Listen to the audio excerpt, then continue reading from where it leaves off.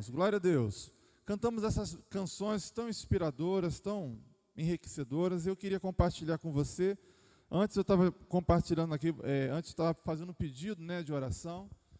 Não deixe de orar por mim. Eu tenho conversado com muitos pastores amigos e os pastores têm trabalhado muito. A carga de trabalho para o pastor aumentou muita coisa por causa da demanda, né, das redes sociais e tudo mais. Eu queria muito que o Senhor renovasse as minhas forças, e eu louvo a Deus porque eu tenho aqui irmãos que eu posso estar contando, está nos ajudando, tem uma equipe aqui, e desejo, oro para que a partir dessa semana outras pessoas venham aqui também para falar, para compartilhar. Estamos estudando para produzir um material para as crianças, né? A gente está um pouquinho atrasado em relação às outras igrejas. Várias igrejas já fazem live para as crianças, já fazem uma atividade para as crianças. A gente está um pouquinho atrasado em relação a isso, mas nós estamos nos preparando. A tia Maria Luísa está se empenhando aí para estar nos ajudando, né? Enfim, vamos lá. Eu quero que você abra sua Bíblia no livro de Juízes, capítulo 21, e nós vamos ler apenas um versículo neste momento, e depois vamos estar lendo vários outros. Tá joia? Então, Juízes, capítulo 1, verso 25, diz assim: Naqueles dias, Israel não tinha rei, cada um fazia o que parecia certo a seus próprios olhos. Naqueles dias, Israel não tinha rei e cada um fazia o que parecia certo aos seus próprios olhos. Esse aqui é o último versículo do livro de Juízes e termina dessa forma um tanto melancólica, né? Tanto pesarosa. A verdade é que nós temos vindo aqui numa série de mensagens e eu tenho reparado que Deus tem sido muito misericordioso com a gente. Deus tem sido muito misericordioso em que sentido? Ele tem feito uma sequência de mensagens tão bacana que uma mensagem, ela vem com princípio, meio e fim. Só que nós temos vindo em dias que as mensagens, uma vão completando as outras. Parece que eu estou fazendo aqui uma série de estudos, e esses estudos, eu confesso que não são planejados, não estão sendo planejados. Nós estamos fazendo o quê? Estamos preparando um pão, um alimento para cada domingo. Só que eu tenho percebido essa sequência lógica, e hoje me surpreende também um pouco com isso. Se você tem nos acompanhado, se não, você tem a oportunidade de nos visitar lá no nosso canal do YouTube e resgatar cada mensagem. E você vai ver como que essas mensagens elas têm uma complementar da outra. E eu estou aqui no final do livro de Juízes para falar que Deus, ele mudou, de certa forma, a maneira de agir com o povo de Israel. Deus, ele mudou, de certa forma, de ter a sua forma de disciplinar. Explico. Na época de Moisés, o povo dava uma vacilada e no mesmo instante vinha o Senhor e corrigia. Lá em Josué também aconteceu assim. Josué foi fazer uma guerra e ali Acã desobedeceu uma ordem de Deus, e na guerra seguinte o povo foi punido. O castigo de Deus era mais rápido. A disciplina do Senhor, lembra que falamos semana passada sobre disciplina? A disciplina do Senhor era mais presente. Desobedeceu, na hora vinha a disciplina. E agora, nos capítulos finais do livro de Juízes, isso mudou. Nos capítulos finais do livro de Juízes, o povo começou a vacilar, o povo começou a pisar na bola, e Deus não mais vinha de imediato com a disciplina. Parece que Deus foi dando corda. E E já fica difícil eu não fazer um paralelo agora, né? Primeira coisa, eu quero chamar a atenção de você, pai e mãe, da importância de você ser disciplinador. Você precisa disciplinar os seus filhos. E quando eu falo disciplinar os seus filhos, não estou falando aqui de bater nos seus filhos. Estou falando apenas de você estabelecer limites, regras, e fazer com que essas regras sejam cumpridas. Que a pior coisa que um pai e uma mãe pode fazer é determinar uma regra, combinar uma coisa, os meninos quebram o que foi combinado e você deixa passar para lá. Os nossos meninos precisam de limites, eles precisam ser disciplinados. Desrespeitou as regras, os limites estabelecidos por você, pelo seu cônjuge, eles precisam entender que eles precisam dar conta disso e precisam ser disciplinados. Porque se você não discipliná-los, quem vai disciplinar é o mundo. Quem vai disciplinar é o patrão, quem vai disciplinar é o namorado, a família, a nova família, a vida. É muito melhor, enquanto os seus meninos estão na sua casa e você instruí-los no caminho que deve andar ali, naquela hora, do que você deixar eles sofrerem. A falta de disciplina eu vejo com muito pesar. E parece que estava acontecendo isso aqui entre os juízes. Eu quero convidar você para fazer aqui um passeio a partir desse momento. Está lá em Juízes, capítulo 17, versículo 1 ao 6. Eu vou ler com você. Juízes, então, capítulo 17.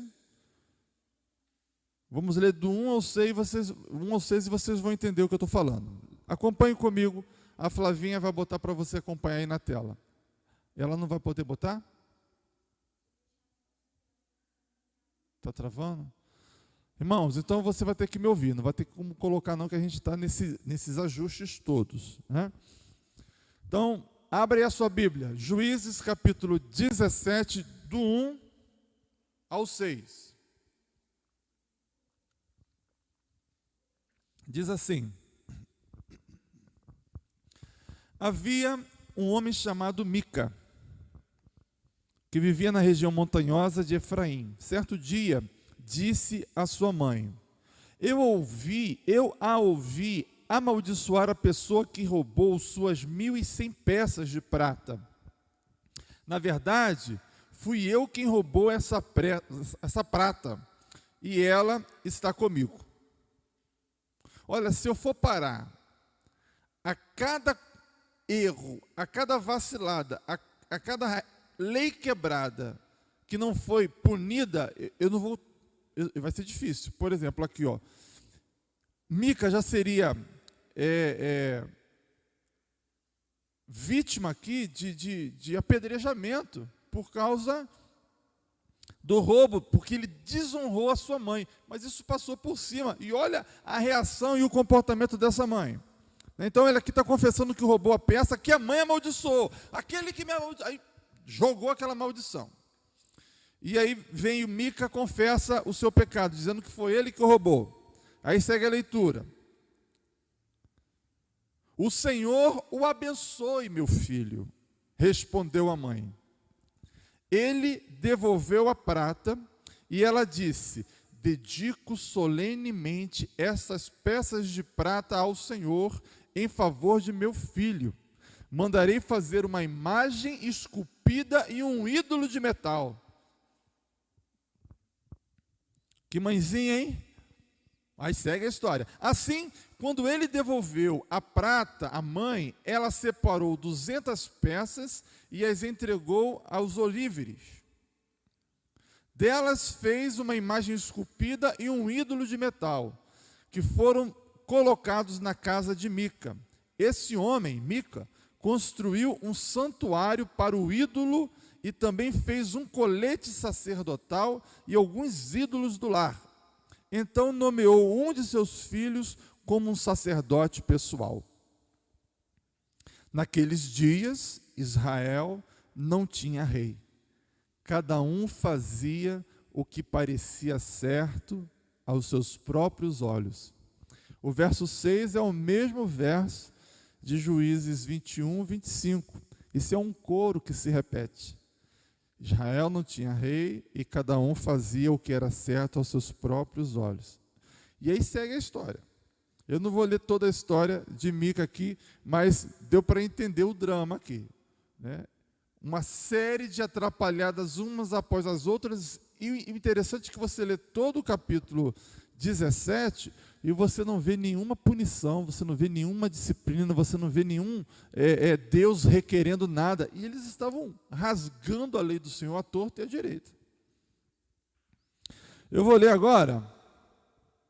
Enfim, aí ele fez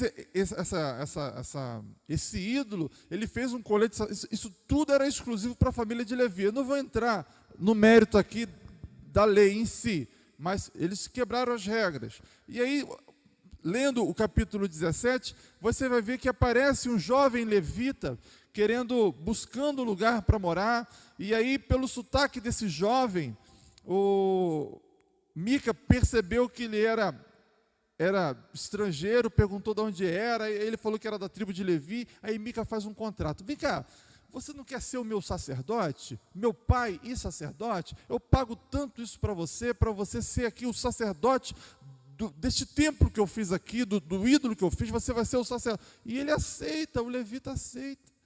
E ele começa a ser sacerdote daquele ídolo criado por ele.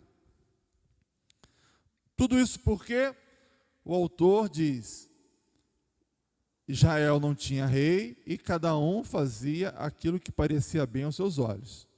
Joia, vamos para o capítulo 18. Vira a página aí. Capítulo 18, nós vamos ler do versículo 1 ao 6 também.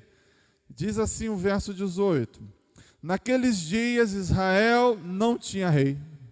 Mais uma vez, volta ao coro.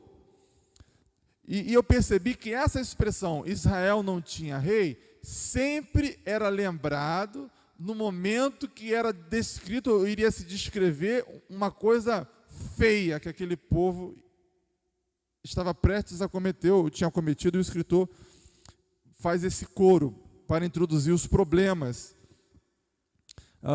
que o povo, assim, os seus vacilos. Quem não vacila? Quem não se desvia do caminho do Senhor? Né? Quem? Semana passada falamos, aqueles que não conhecem Deus, aqueles que não tiveram uma relação próxima, esses se desviam, esses se separam. E essa turma toda que a gente está lendo aqui, nenhuma delas tiveram uma experiência com Deus de Israel. Ouvi apenas de ouvir falar, né? Precisavam ter aquela experiência que Jó teve. Seguindo então o texto aqui. Naqueles dias Israel não tinha rei. A tribo de Dan procurava um lugar onde se estabelecer, pois ainda não tinha tomado posse do território que havia recebido como herança, quando a terra foi dividida entre as tribos de Israel.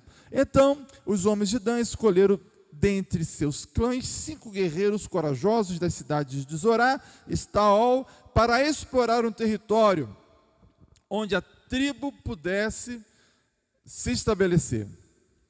Quando esses guerreiros chegaram à região montanhosa de Efraim, pararam na casa de Mica. Olha onde eles foram parar. E passaram a noite ali. Enquanto estavam na casa de Mica, reconheceram o sotaque do jovem levita, de modo que se aproximaram dele e perguntaram: quem o trouxe para cá e o que você está fazendo neste lugar? Por que está aqui? O jovem respondeu: fiz um acordo com Mica e ele me contratou como seu sacerdote pessoal. Então eles disseram: pergunte a Deus se nossa viagem será bem-sucedida. Vão em paz, respondeu o sacerdote. O Senhor está cuidando de sua viagem. Olha para mim. Meu irmão, veja que misturada que está acontecendo aqui. Deus, tantas vezes, você que tem nos acompanhado todo domingo, eu tenho trabalhado aqui o Antigo Testamento e falado sobre isso, tantas vezes, Deus chamando a atenção do povo para não deixar os seus mandamentos, para não deixar de seguir as suas ordenanças, para não deixar de guardá-las, porque se eles guardarem, eles vão ser bem-sucedidos, prósperos, terão uma série de bênçãos. Mas se vocês abandonarem, e isso, aí toda aquela disciplina, toda aquela maldição viria sobre eles. Essa turma conhecia a lei. Essa turma conhecia, mas não entrou na mente, não entrou no coração. Se fosse num outro momento da história, quando esses 5 guerreiros de Dan foram partir para espiar a terra e vissem um comportamento desse, na mesma hora, esses homens iam passar a espada em todo mundo ali, ia destruir aquela abominação toda. Mas não é isso que a gente vê. A gente vê que esses homens se associam a eles e participam e pergunta aquele levita que era sacerdote de um ídolo produzido por Mica. Aquele contratado. Meu Deus, eu não vou entrar nesse parênteses, não vou abrir e fechar rapidinho. Eram pessoas que serviam a Deus por dinheiro. As pessoas que faziam serviço religioso por dinheiro, por ganância. Fecha parênteses, para não me perturbar. Então, o profeta, o sacerdote daquele ídolo, feito por mãos humanas, vai em paz, o Senhor é contigo. Veja o cinismo, todo errado, rasgando a lei do Senhor, e ainda invocava o nome do Senhor, e ainda abençoava no nome do Senhor. Mas não parece com a história de muita gente? Pela manhã falava desse sincretismo religioso que nós temos, né? Se eu estou com um problema, pessoas quando estão com problemas, eles são capazes de ir do terreiro de Candomblé até o templo de Hare Krishna, passando por tudo quanto é religião. O que não importa é o Deus, o que importa é o receber a bênção, o que importa é eu ser curado, o que importa é trazer o meu amor de volta, o que importa é eu ganhar dinheiro, sabe, o eu na frente de Deus. E esse povo estava nessa loucura. Ora, é o seu Deus, ora, e pergunta ao Senhor. Eles estavam tão longe de Deus, estavam tão longe da vontade, mas queriam ter a senha. Vai, que o Senhor era contigo. E assim aconteceu. Bom, eu não vou ler toda a história, leia então o livro, o capítulo 18.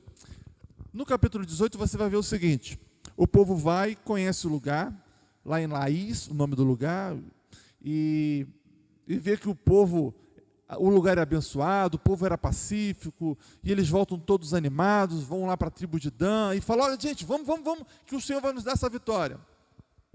E assim todo o povo se reúne, e vão até esse lugar que eles espiaram para tomar essa terra. E aí eu vou ler com você o verso 14, do mesmo capítulo. Os 5 homens que haviam explorado a terra nos arredores de Laís explicaram aos outros: numa dessas casas há um colete sacerdotal e também alguns ídolos do lar, uma imagem esculpida e um ídolo de metal. Olha, eles confessando o crime. O que vocês acham que devem fazer? Na minha leitura eu pensei, bom, os 600 homens agora vai detonar todo mundo.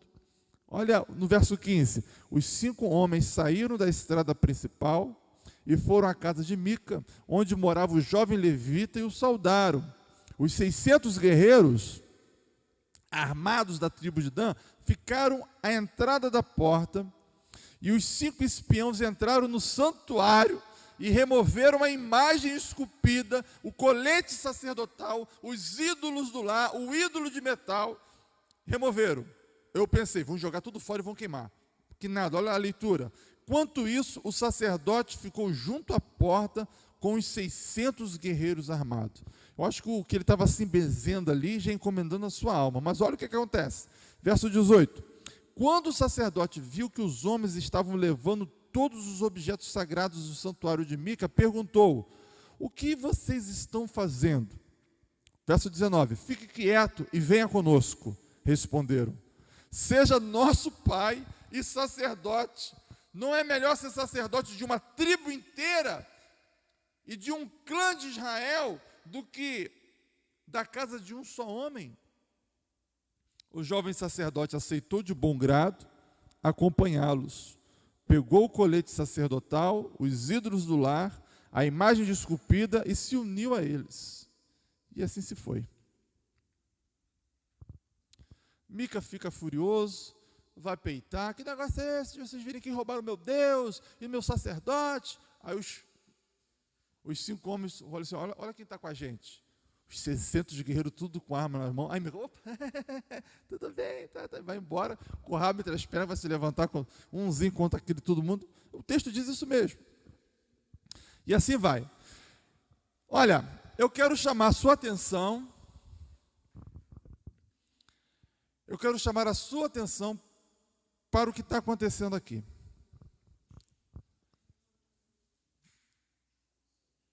A história narra grupos de pessoas que, por um lado, queriam servir a Deus, queriam a bênção do Senhor, queriam a vitória na guerra, queria que Deus fosse à frente naquela batalha e desse vitória, mas você via também que esse mesmo grupo se associando a outros deuses, se associando a outras práticas, se associando a outros hábitos que ia de encontro à vontade desse Deus. Olha, é difícil não ver o quanto que essa história se repete de muita gente que está me ouvindo nessa hora. É difícil não perceber o quanto isso é comum. Pessoas que se aproximam de Deus para receber uma bênção, para receber uma vitória, mas ao mesmo tempo mantêm hábitos, mantêm costumes, se associam a coisas que aborrecem, vão de encontro à vontade de Deus. E o que me chama a atenção e que me deixa apavorado? O juízo de Deus não veio na mesma hora, como acontecia há poucos anos atrás. A disciplina vinha na hora, a correção vinha na hora, mas nessa história, parece que Deus foi dando corda. Olha como eu morro de medo disso. Porque falamos semana passada, o juízo de Deus é certo, o juízo de Deus virá. Não se engane. Está olhando para mim? Está olhando para mim? Olha para mim. Não se engane, não se engane, não se engane. A Bíblia é a verdade revelada que orienta a nossa vida. Se você quer fazer alguma coisa diferente do que as Escrituras estão dizendo, filho, você vai receber o juízo de Deus. Não importa se agora você está caminhando. A história, se você ler aqui em Juízes 19, você vai ver que o povo foi vitorioso. O povo foi vitorioso. O povo conseguiu, tomou o território, aniquilou o povo que morava lá e ficou. E no final você vai ver que eles ficaram com esses ídolos, Deus permitiu. O pior castigo é a ausência do castigo. Mas o castigo virá. O castigo virá. O juízo virá. Lemos isso semana passada, sobre os filhos da desobediência. O juízo virá. Ah, como nós somos felizes e bem-aventurados quando as coisas começam a dar erradas na nossa vida, agora. Essas coisas erradas vão nos ajudar a ir para o caminho certo. Agora, quando a coisa vai, que o Senhor tenha misericórdia. Por favor. Verso 19. Um atrapalho atrás do outro. Então, esse atrapalho foi lá em relação a Mica, em relação à tribo de Dan. E agora a história passa para uma outra situação embaraçosa agora. Se antes, é isso que eu quero chamar a sua atenção. É a primeira vez que eu estou lendo aqui no Antigo Testamento um ato de rebeldia tão grande e a ausência da disciplina do Senhor. É a primeira vez. É a primeira vez. Daqui para trás, toda vez que o povo errava, a disciplina acontecia quase que imediatamente. Agora não. Agora o negócio correu frouxo. Deus mudou a forma de disciplinar aqui. Olha no verso 19. Naqueles dias Israel não tinha rei. De novo, mais uma vez. Havia um homem da tribo de Levi que morava num lugar afastado, na região montanhosa de Efraim. Certo dia, ele trouxe para casa uma mulher de Belém, de Judá, para ser sua concubina, ser sua esposa. Mas ela se irou com ele e voltou para a casa de seu pai em Belém. Cerca de 4 meses depois, seu marido foi a Belém para reconquistá-la e convencê-la a voltar com ele. Levou consigo um servo e 2 jumentos. Quando ele chegou, a mulher o levou até seu pai, que o recebeu com alegria. O sogro insistiu para que ficasse algum tempo, e ele permaneceu ali 3 dias, comendo, bebendo e dormindo. E a história vai dizendo, no 4º dia, ele ia embora, o sogro falou, não, fica mais um pouquinho, come com a gente, se alegra com a gente, ele ia comer. Aí é de tarde, ia embora, não, está tarde demais, fica mais um pouco, come com a gente, bebe com a gente, ele ia ficar. Assim ficou uns 2, 3 dias, o sogro impedindo com que esse homem fosse embora para casa, até que ele se revolta, não, eu vou embora. Diz a história que ele chega num lugar que estava tarde, estava noite, não era aconselhável continuar a viagem, ele fica na praça. Ninguém oferece hospedagem. Isso já era problema, isso já é uma outra transgressão, porque Deus sempre trouxe instruções para serem hospitaleiros com os viajantes. Mas ele ficou ali, ficou tarde da noite até que apareceu um senhorzinho, levou ele para a casa dele, ele contou a história e foi, enfim. Chegando na casa desse senhorzinho para passar a noite, a Bíblia fala que reuniu homens ímpios, pessoas perversas, maldosas, reuniu em torno daquela casa e começaram a bater na porta, pedindo para aquele senhorzinho mandar aquele homem, aquele visitante, aquele peregrino, para fora, porque aqueles homens queriam ter relações sexuais com aquele cara. A resposta do senhorzinho, não faça tal barbaridade diante do Senhor, está aqui a minha filha virgem, está aqui a esposa dele, fiquem com ela, fazem o que vocês quiserem. Meu Deus do céu. E aqueles homens não quiseram aquelas mulheres, queriam aquele. Não parece a história de Sodoma e Gomorra? A gente está vendo isso acontecer no povo de Deus, no meio do povo de Israel, ali, essa barbaridade estava acontecendo. A solução encontrada, o homem, a Bíblia diz que empurrou a sua mulher para fora. E o texto fala que essa mulher sofreu violência sexual a noite inteira com aqueles homens. E foi largada na manhã. E ela caminha até a porta e morre à porta desse senhor que o hospedou. Aquele homem, quando sai, amanheceu, aquele homem conseguiu dormir. Aquele marido conseguiu dormir. Aquele marido que saiu da casa dele, foi para a casa do sogro para reconquistar a sua esposa e tudo mais, conseguiu, quando ele saiu, que empurrou para ser violentado, esses cavaleiros, ele vê a esposa morta nos pés, põe a esposa sobre o animal, vai para casa, e quando chega em casa, o texto diz que ele divide a esposa, o corpo da esposa, em 12 partes, e espalha para as 12 tribos de Israel. Aquilo trouxe uma comoção nacional. Aquele povo todo se reúne para entender o que significava aquilo, o porquê daquilo. Você pode ler comigo? Verso 20? Verso 20 não, capítulo 20. Então todos os israelitas se uniram como um só homem, desde Dan ao norte até Berseba ao sul, incluindo os que moravam na terra de Gileade. A comunidade toda se reuniu na presença do Senhor em Mispá.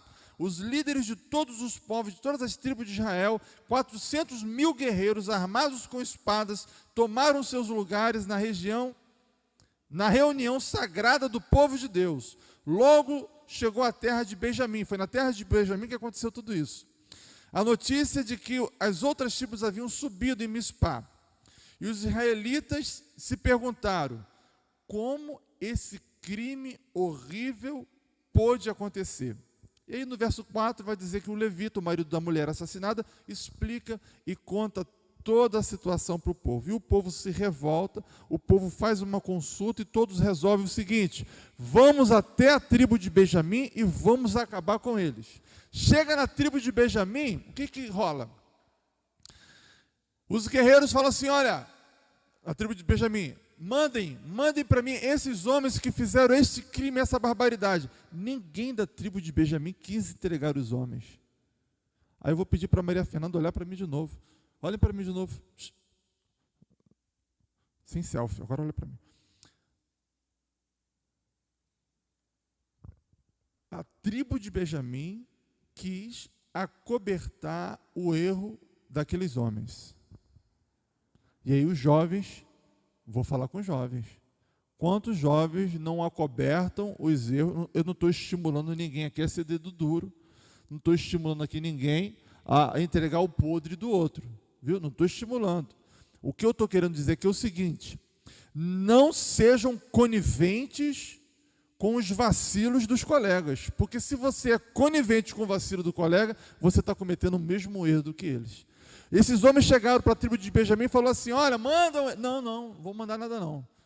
Mexeu com ele, mexeu com a gente. Resumindo, todas as tribos de Israel armaram, não sei se é a melhor palavra, mas ali pela primeira vez há um momento de uma guerra civil. A tribo de Benjamim contra todas as outras tribos de Israel, por causa daquele erro que os benjaminitas, não sei se é assim que fala, não quiseram entregar os criminosos. E se você ler a lei de Moisés, você vai ver, olho por olho, dente por dente, deveria ser entregue, deveriam ser mortos, enfim. Rasgando a lei do Senhor. É uma história de atrapalhada uma atrás da outra. Eles não quiseram entregar, a guerra aconteceu entre eles, e para encurtar a história, toda a tribo de Benjamim foi dizimada. Toda a tribo de Benjamim dizimada. Apenas 600 homens conseguiu escapar. Todo o restante foi dizimado. 600 homens bons de canela fugiram, correram, todo eliminado. Olha o que acontece então no capítulo 21, verso 1 ao 3. Os israelitas haviam jurado em Mispá: jamais entregaremos nossas filhas em casamento aos homens da tribo de Benjamim. Outro vacilo, porque Deus falava para não jurar. O povo aqui, pum. Então o povo foi a Betel e permaneceu na presença de Deus até a tarde, chorando sem parar em alta voz: ó Senhor, Deus de Israel, por que aconteceu isso com Israel? Diziam: agora está faltando uma de nossas tribos. Veja que Deus aqui então pune Benjamim. Usa o próprio povo para punir Benjamim. E aqui você vê esse instrumento de Deus para punir chorando. E amém. Sentindo ali a dor, tudo bem.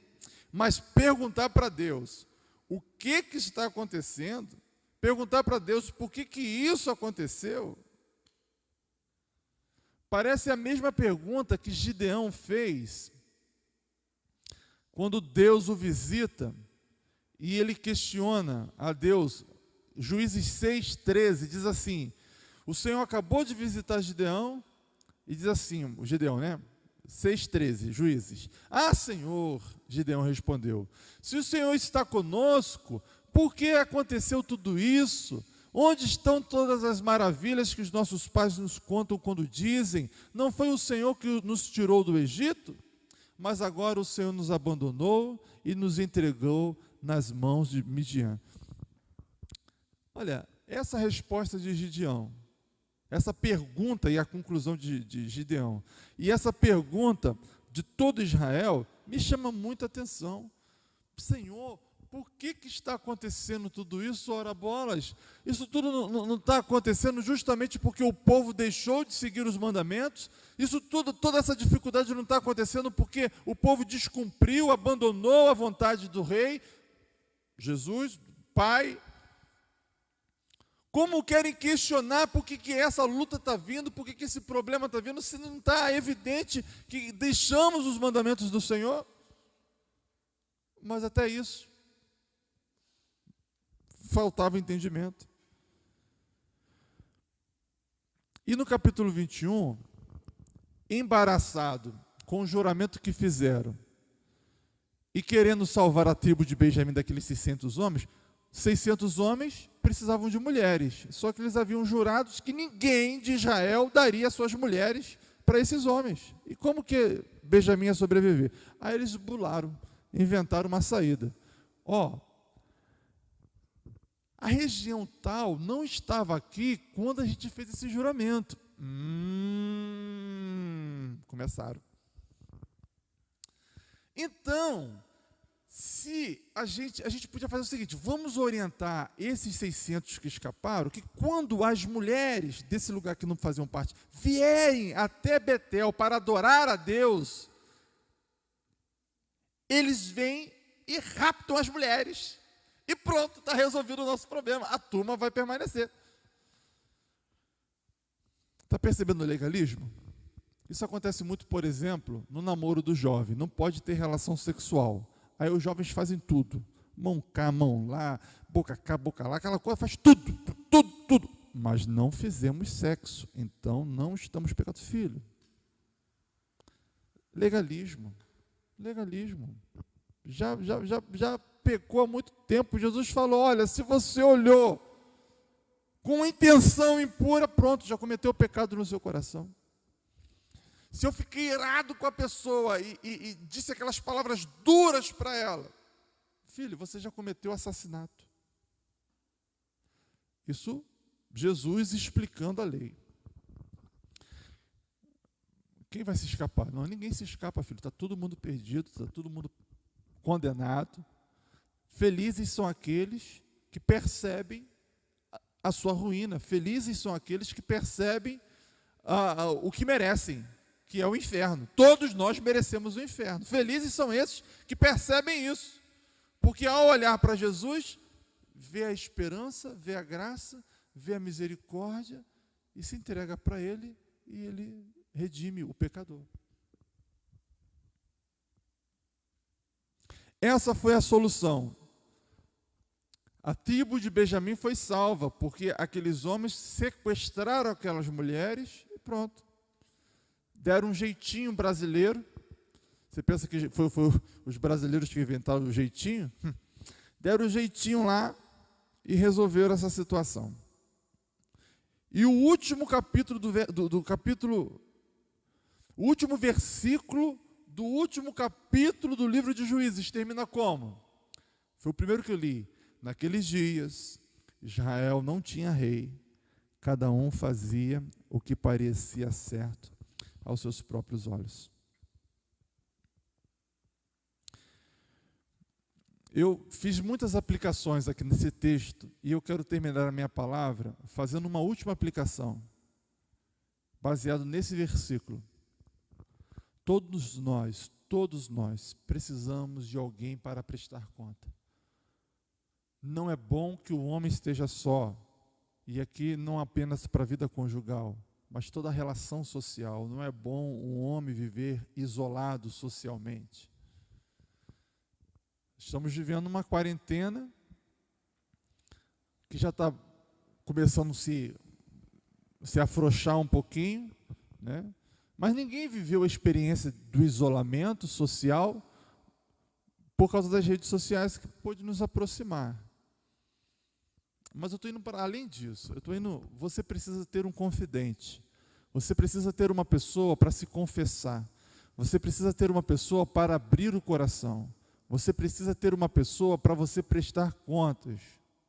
Porque ainda que Deus seja quem nós iremos prestar conta naquele último dia, parece que a gente cega o nosso entendimento, a gente não percebe muito bem, parece que a gente nem acredita mais em Deus, parece que essa relação diminui, esfria de tal forma que o nosso comportamento é exatamente esse aqui, ó.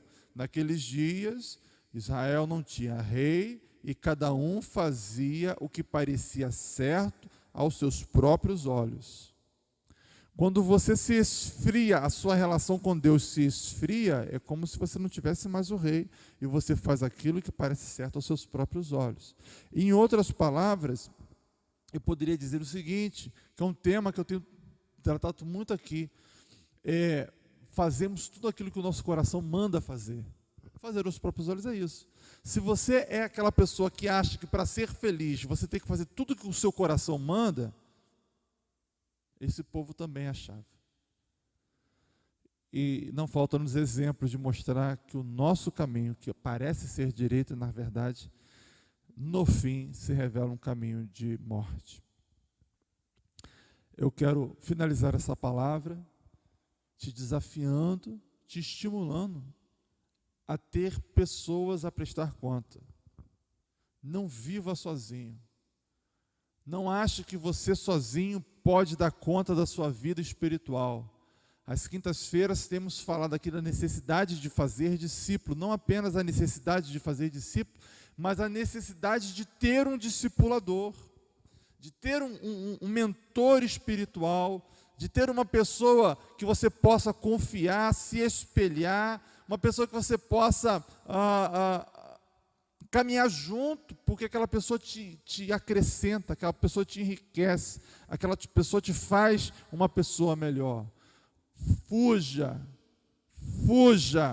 da tentação de caminhar sozinho. Você precisa ter um mentor espiritual, uma mentora espiritual. Você precisa de alguém para te discipular. Você precisa de alguém para falar para você o certo, o errado. O melhor amigo não é aquele que bate nas costas e te apoia em tudo que você faz. O melhor amigo é aquele que se posiciona contrário quando você quer fazer alguma coisa errada. O melhor amigo é aquele que diz que você está feia quando você está feia. Fala a Deus. O melhor amigo é aquele que briga com você quando percebe que você está vacilando. O melhor amigo não é aquele que te dá apoio em tudo que você quer, filho. E naqueles dias, Israel não tinha rei, e cada um fazia o que parecia certo aos seus próprios olhos. É melhor serem dois do que um, porque quando um cair, o outro levanta. Fuja da tentação de caminhar sozinho. Fuja da tentação de fazer aquilo que parece ser certo aos seus próprios olhos. Não perca essa relação com o rei. Nós temos um rei, nós temos um Deus. E você vai ver lá aqui Juízes, você vai ver o último juiz quem foi? Quem foi o último juiz? Samuel. O último juiz Samuel, você vai ver que quando o último juiz Samuel, estava em 1 Samuel você vê essa história, capítulo 8 ou capítulo 6. Você vai ver que Israel pede um rei. E Deus fala para Israel, esse povo me pede, Deus triste, esse povo me pede um rei. Esse povo não sabe que eu sou o rei deles, não sei o quê. E aí a história vai, mas isso é cena para um outro capítulo. Nós temos o rei Jesus. Nós precisamos prestar conta uns aos outros para preservar-nos a nós mesmos. E que o Senhor nos abençoe. Amém? Quero orar por você. E não vai embora depois da oração, não, porque nós vamos fechar aqui com uma canção. E após essa canção, eu venho com os avisos finais, tá bom? Deus nos abençoe, vamos orar. Senhor, Deus, hoje nós passeamos pela história. Eu te louvo por essas histórias estarem registradas aqui, ó Deus, para nos ajudar a acertar a nossa vida. Deus, eu te louvo. Te louvo porque, apesar de serem histórias tristes, histórias de fracasso, elas servem de forma pedagógica para nós hoje nos corrigirmos e acertarmos a nossa vida. Deus, tenha misericórdia de nós.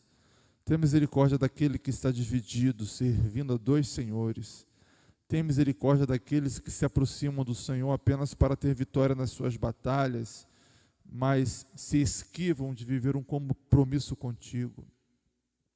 Espírito Santo, venha sobre nós, para que possamos, não apenas de boca, mas de todo o nosso ser, dizer que Jesus Cristo é o Senhor. Queremos viver, ó Deus, não mais a nossa vida, mas viver a vida que o Senhor veio nos dar. Queremos viver para a glória do Teu nome. Que essa seja a nossa relação, que essa seja nosso pedido, porque é isso que precisamos, Deus. No nome de Jesus, te oramos, te invocamos e esperamos essa graça da disciplina, essa graça da correção, essa graça de sermos convencidos dos nossos erros e pecados e não mais andarmos segundo os nossos próprios olhos. É o nosso clamor. Por Cristo Jesus oramos. Amém.